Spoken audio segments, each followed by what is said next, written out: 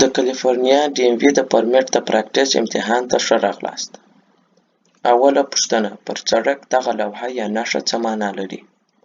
اول: روغتون. دوم: څلور لاره. دریم: د ریل ګاډۍ لاره. ځواب: څلور لاره. دوهمه پوښتنه: دا نښه څه معنا لري؟ اول: د مکتب د زده کوونکو لاره. دوم: مخ ته څلور لاره ده. دریم: مخ ته د ریل ګاډۍ لاره ده.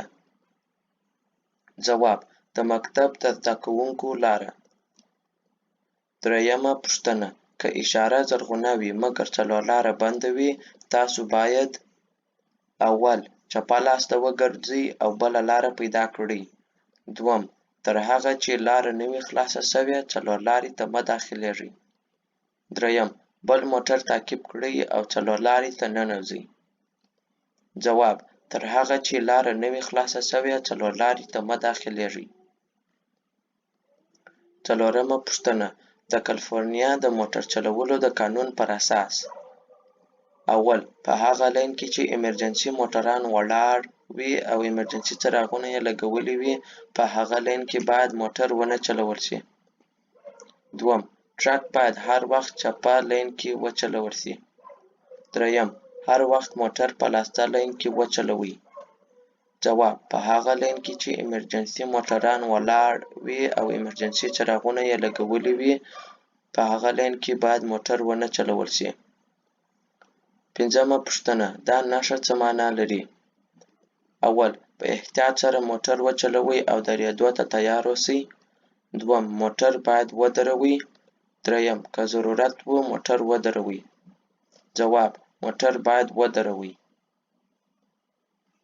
شپږمه پوښتنه: دغه ژیړ نښان څه معنا لري؟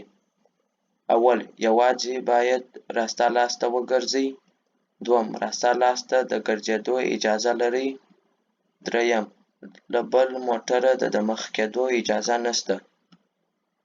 ځواب: له بل موټره د دمخه کېدو اجازه نشته. اوومه پوښتنه: د ایالتونو ترمنځ کله چې له یوه سټیټ څخه بل سټیټ ته سفر کوئ موټر چلوونکي باید: اول: په خوندي ډول په لوړ سپیډ یعنې چټک رفتار د موټر چلولو وړتیا ولري. دوم: په دوامداره توګه هوښیار اوسي. دریم: دواړه پورتني ځوابونه. ځواب: دواړه پورتني ځوابونه.